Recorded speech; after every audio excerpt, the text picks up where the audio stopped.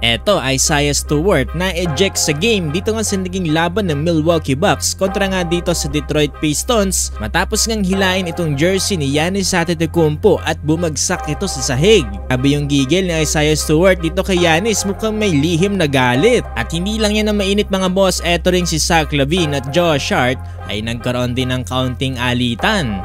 Ano-ano nga bang mga nangyari sa game na to? Tara't pag-usapan natin yan.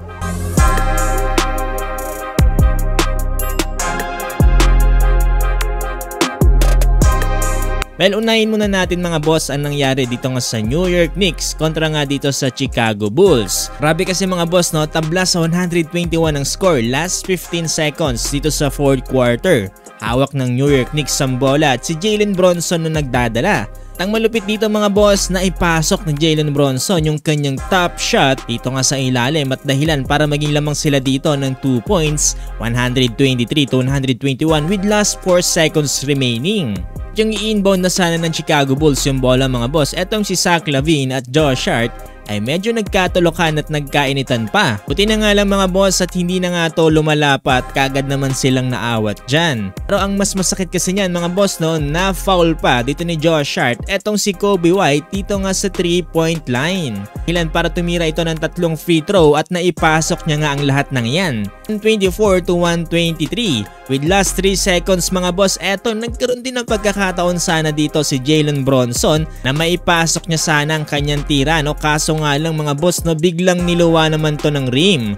Final score 124-123, panalo pa ang Chicago Bulls. Nanguna sa Bulls itong si Zach LaVine with 31 points, samantalang dito naman sa Knicks, Karl Anthony Towns with 46 points. Dito naman tayo sa naging laban ng Milwaukee Bucks kontra nga dito sa Detroit Pistons. Eto kasi during 3rd quarter, no, lamang ng 8 points ang Pistons, 79-71.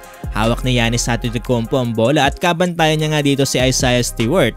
Nang bigla na lang mga boss, no, nahilain ni Isaiah Stewart itong jersey ni Giannis Antetokounmpo at sobrang lakas nga ng pagkakahila dyan ni Isaiah Stewart mga boss ay pumalakda sa sahig itong si Giannis Antetokounmpo. Hindi naman gumante dito si Giannis Antetokounmpo mga boss, no, pero grabe naman kasi yung pagkakahila dito ni Isaiah Stewart.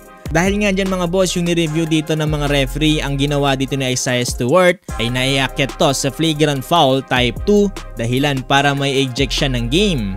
Ewan ko kung ano yung nasa isip dito na Isaiah Stewart at ganun pa yung ginawa niya dito kay Giannis, no? Mukhang may lihim na galit itong si Isaiah Stewart. Although dito sa game na to, no, nanalo ang Milwaukee Bucks sa final score na 127-120. Nanguna dito sa Bucks itong si Giannis Antetokounmpo with 59 points, 14 rebounds and 7 assists. Samantalang dito naman sa Detroit Pistons, 35 points para kay Cade Cunningham. Grabe mga boss, anong nangyayari sa mga players ngayon? Grabe yung mga puntos.